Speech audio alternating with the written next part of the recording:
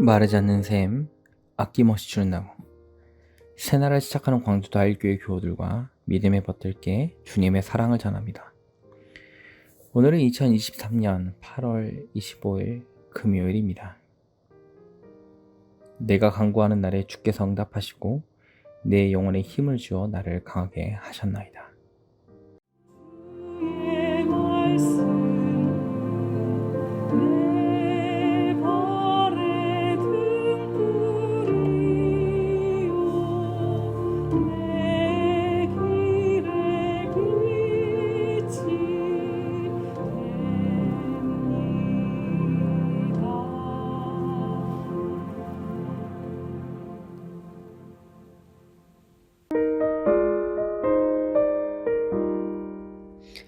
오늘의 성서 일과입니다. 시편 138편, 구약 에스겔 31장 15절에서 18절, 신약 고린도 후서 10장 12절에서 18절, 그중 고린도 후서 말씀으로 묵상합니다. 우리는 자기를 칭찬하는 어떤 자와 더불어 감히 짝하며 비교할 수 없노라. 그러나 그들이 자기로서 자기를 헤아리고 자기로서 자기를 비교하니 지혜가 없도다. 그러나 우리는 분수 이상의 자랑을 하지 않고 오직 하나님이 우리에게 나누어 주신 그 범위의 한계를 따라 하노니 곧 너희에게까지 이른 것이라. 우리가 너희에게 미치지 못할 자로서 스스로 지나쳐 나아간 것이 아니요 그리스도의 복음으로 너희에게까지 이른 것이라. 우리는 남의 수고를 가지고 분수 이상의 자랑을 하는 것이 아니라 오직 너희 믿음이 자랄수록 우리의 규범을 따라 너희 가운데서 더욱 풍성하여지기를 바라노라. 이는 남의 규범으로 이루어 놓은 것으로 자랑하지 아니하고 너희 지역을 넘어 복음을 전하려 함이라. 자랑하는 자는 주 안에서 자랑할지니라. 옳다 인정함을 받는 자는 자기를 칭찬하는 자가 아니요 오직 주께서 칭찬하시는 자니라.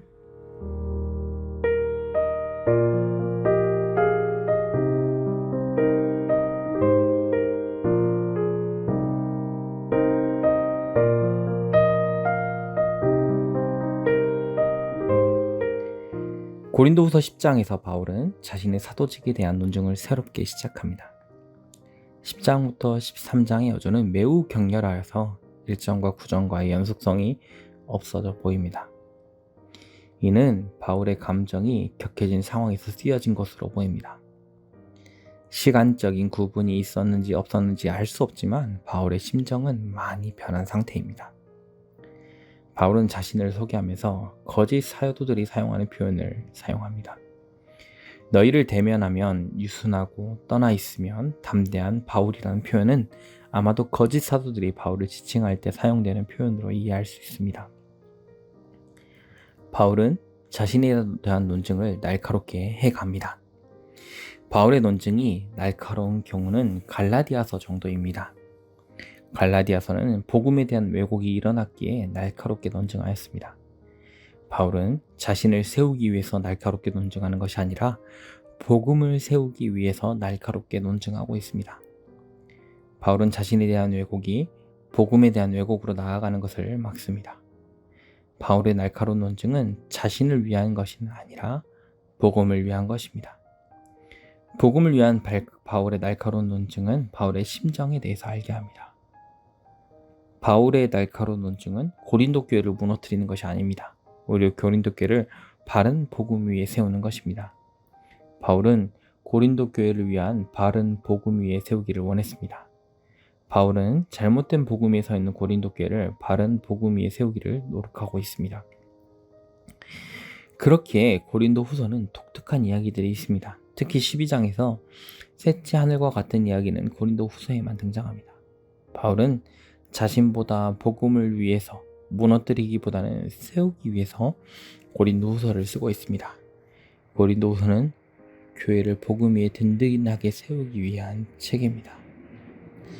그렇다면 우리는 어디에 서 있습니까? 복음 위에 든든하게 서 있습니까? 아니면 복음보다 나의 욕심, 나의 이기심 위에 서 있습니까? 우리가 서 있는 자리를 돌아보는 하루가 되었으면 좋겠습니다.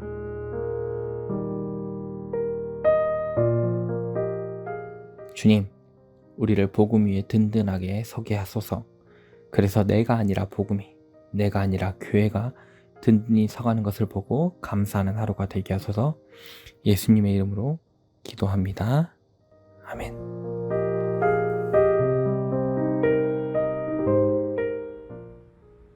오늘도 여러분의 삶의 자리에 하나님 나라를 이루기를 바랍니다.